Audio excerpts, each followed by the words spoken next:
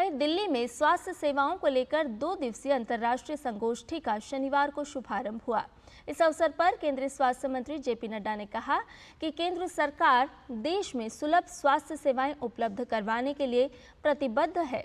संगोष्ठी में देश के स्वास्थ्य क्षेत्र के विशेषज्ञ तो भाग ले ही रहे हैं, साथ ही अन्य देशों से 18 प्रतिनिधि भी भाग ले रहे हैं। दिल्ली में शनिवार से तीसरा स्वास्थ्य प्रौद्योगिकी आकलन कार्यक्रम शुरू हो गया। 2 दिवसीय इस अंतर्राष्ट्रीय कार्यक्रम की मुख्य थीम किफायती स्वास्थ्य सेवाओं पर चर्चा है। कार्यक्रम में बोलते हुए केंद्रीय स्वास्थ्य मंत्री जेपी नड्डा ने कहा कि प्रधानमंत्री जी का लक्ष्य है कि किफायती स्वास्थ्य सेवाएं सभी तक पहुंचे, जिसके लिए हम सभी प्रयासरत हैं। देश में स्वास्थ्य सेवाओं के विस्तार का जिक्र करते हुए उन्होंने कहा कि पिछले 10 वर्षों में 101 मेडिकल कॉलेज खोले गए हैं, जबकि एम्स की संख्या 22 हो गई है। Primary health care is being cared by a network of more than 175,000 Ayushman Arogya Mandirs under the National Health Mission. These Ayushman Arogya Mandirs provide comprehensive health care in the form of 12 packages of services, including free screening of non-communicable diseases like diabetes, hypertension, and 3 types of screening like cancer of oral cancer, breast cancer, and cervix cancer. JP Nadda ने कहा कि इस बार स्वास्थ्य सेवाओं के budget को तकरीबन 100% बढ़ाया गया है, जो सरकार की प्रतिबद्धता को दर्शाता है।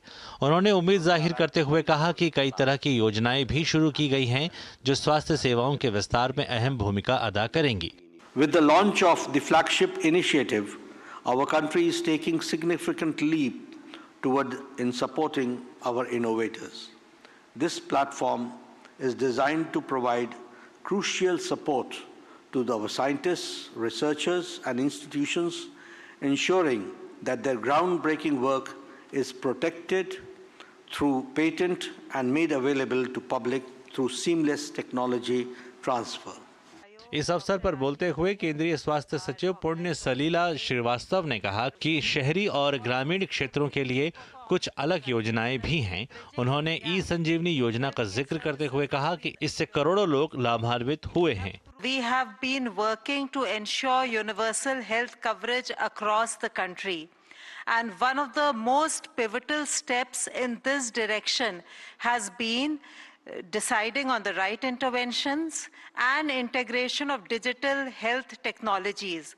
गौरतलब है कि इस अंतर्राष्ट्रीय संगोष्ठी में 18 देशों के प्रतिनिधि भी भाग ले रहे हैं। 2 दिवसीय इस संगोष्ठी में स्वास्थ्य सेवाएं किस प्रकार से सुगम और किफायती हों, इस पर चर्चा होगी। साथ ही पुराने अनुभवों को लेकर भविष्य में किस प्रकार से स्वास्थ्य सेवाएं विकसित की जा सकती हैं, इस पर भी मंथन होगा।